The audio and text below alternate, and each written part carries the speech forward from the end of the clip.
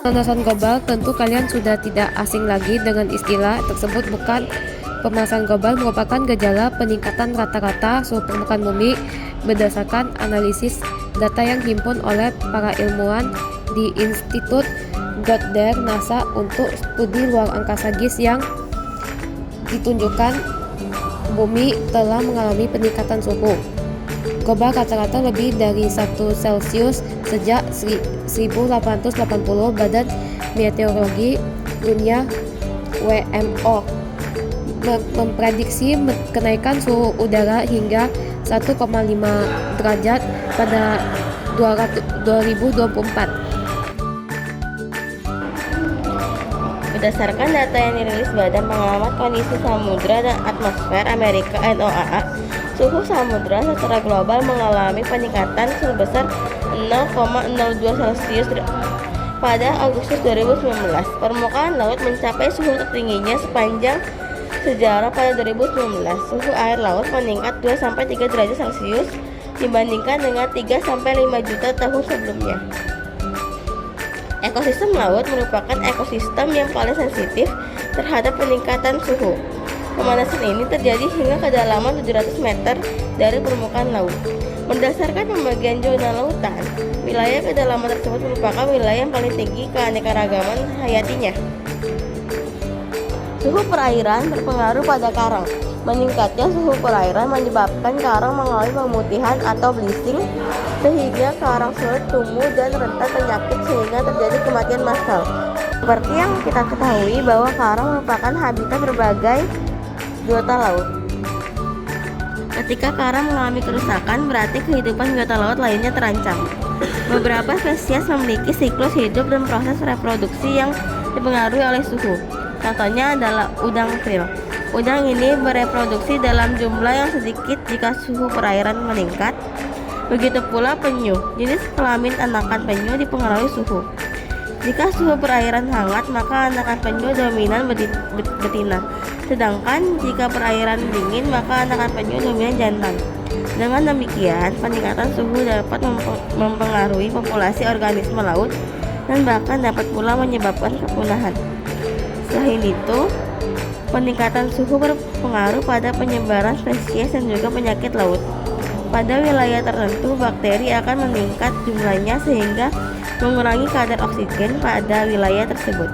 Hal ini mengakibatkan organisme lainnya bermigrasi ke tempat lainnya dan bisa berujung pada kematian.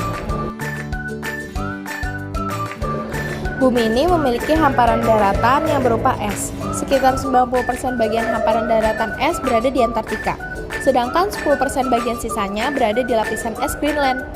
Es Antartika dan Greenland memiliki peran sebagai penutup pelindung bumi dan lautan. Apabila dicitrakan dari luar angkasa, es Antartika dan Greenland nampak seperti hamparan atau bintik berwarna putih cerah. Putih merupakan warna yang dapat memantulkan gelombang atau panas dengan baik, sehingga fungsi hamparan putih es tersebut adalah untuk memantulkan kembali panas berlebih menuju keluar angkasa agar suhu bumi terjaga.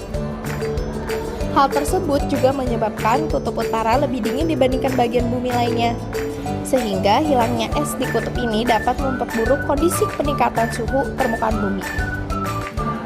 Dikutip dari geologi.com, National Snow and Ice Data Center, persentase penurunan rata-rata luas es per dekade dalam rentang waktu Januari 1979 hingga 2014 sebesar 3,2%. Bumi telah kehilangan sekitar 28 triliun ton antara tahun 1994 sampai 2017.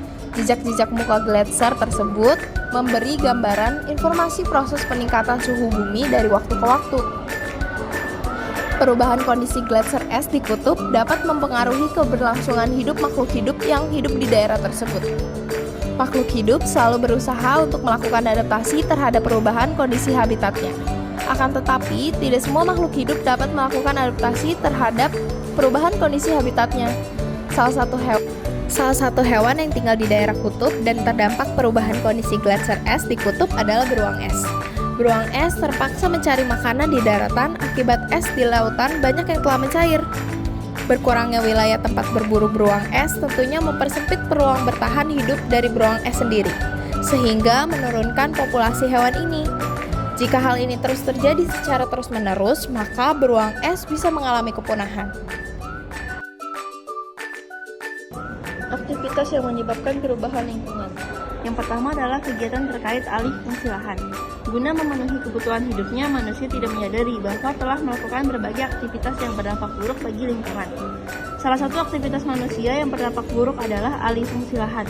Alih fungsi lahan, khususnya lahan hutan, selain mengurai habitat hewan, tumbuhan, bahkan mengganggu keanekaragaman hayati, ternyata juga memiliki andil dalam peningkatan suhu dunia. Alih fungsi lahan dilakukan dengan cara yang paling umum, yaitu membakar lahan hutan. Hal ini menyebabkan pelepasan gas rumah kaca atau CO2 dan gas karbon monoksida atau CO yang berbahaya bagi kesehatan. Yang kedua adalah penggunaan freon dalam kehidupan sehari-hari. Pernahkah kalian mendengar nama freon? Freon adalah nama dagang dari senyawa klorofluorokarbon. Senyawa ini mengandung 3 jenis atom dari 3 unsur, yaitu fluor Cl, fluor F, dan karbon C. Klorofluorokarbon sering ditulis dan disebut sebagai CFC. Freon umumnya berupa gas tidak berwarna atau cairan yang tidak berwarna, yang mudah menguap pada suhu kamar. Yang ketiga adalah aktivitas kendaraan bermotor. Tentu sebagian dari kalian naik kendaraan bermotor, bukan? Tahukah kalian bahwa aktivitas kendaraan bermotor turut berkontribusi terhadap perubahan iklim? Solusi mengatasi pemanasan global. 1. Penggunaan energi terbarukan sebagai sumber energi yang ramah lingkungan. Energi-energi terbarukan merupakan solusi untuk memenuhi kebutuhan energi listrik di Indonesia karena ketersediaannya yang berlimpah. Tidak hanya itu, alasan pentingnya penggunaan energi terbarukan adalah lebih ramah lingkungan dibandingkan sumber energi yang tak terbarukan. Bahan bakar fosil karena penghasil CO2 terbesar saat ini adalah dari sektor penyediaan energi. Upaya lain yang dapat dilakukan adalah pengembangan teknologi yang ramah lingkungan dan menggunakan sumber energi yang terbarukan. Beberapa contoh pengembangan teknologi yang masih dalam tahap pengembangan atau riset saat ini adalah sebagai berikut. Yang pertama, ada teknologi dari kendaraan hybrid yang menggunakan bahan bakar listrik dan pembangunan stasiun pengisian bahan bakar listrik. Yang kedua, ada riset nanomaterial untuk produksi skala besar sel surya dengan harga yang terjangkau oleh masyarakat dan sektor industri sebagai sumber energi listrik. Yang ketiga, ada pengembangan mesin untuk bahan bakar biogas, biodiesel, dan bahan bakar sejenisnya. Dulu, bahan bakar biogas, biodiesel, dan sejenisnya masih memerlukan campuran bahan bakar solar agar mesin dapat bekerja. Namun, kini sudah banyak riset yang mengembangkan dan memodifikasi suku cabang mesin sehingga mesin dapat bekerja tanpa perlu lagi menggunakan bahan bakar solar loh sebagai bahan bakar pencampur. Kemudian, mesin seperti ini dapat digunakan oleh masyarakat untuk keperluan genset untuk pembangkit listrik, bahan bakar kendaraan, dan lain-lain. Kalian dapat mulai dengan melakukan banyak hal kecil yang sederhana seperti meminimalisir penggunaan lampu pada siang hari, mematikan peralatan elektronik jika sudah tidak digunakan, mematikan lampu dan AC jika meninggalkan ruangan, mematikan lampu kamar atau menggunakan lampu tidur dengan daya rendah pada malam hari, dan lain-lain. Selain itu, CFC dan aerosol, kaleng penyemprot atau contohnya hairspray, juga turut andil dalam terjadinya efek rumah kaca. Oleh karena itu, kalian harus memilih produk-produk elektronik yang tidak menggunakan CFC. Produk-produk elektronik disebut misalnya adalah AC dan kulkas tidak menggunakan CFC atau freon sebagai refrigeran atau cairan yang digunakan dalam proses pendinginan pada AC dan kulkas. Kalian juga perlu membiasakan diri dengan beberapa kebiasaan baru yang lebih ramah lingkungan seperti bersepeda atau jalan kaki jika berpergian dalam jarak dekat, serta menggunakan transportasi umum jika bepergian dalam jarak jauh untuk mengurangi penggunaan bahan bakar fosil. Memilih untuk membeli alat-alat elektronik yang hemat daya, meluangkan waktu senggang untuk berkebun di rumah. Dengan banyaknya tanaman di rumah kalian akan mengurangi kadar CO2 di lingkungan rumah kalian, sehingga lingkungan rumah kalian akan lebih asri dan segar.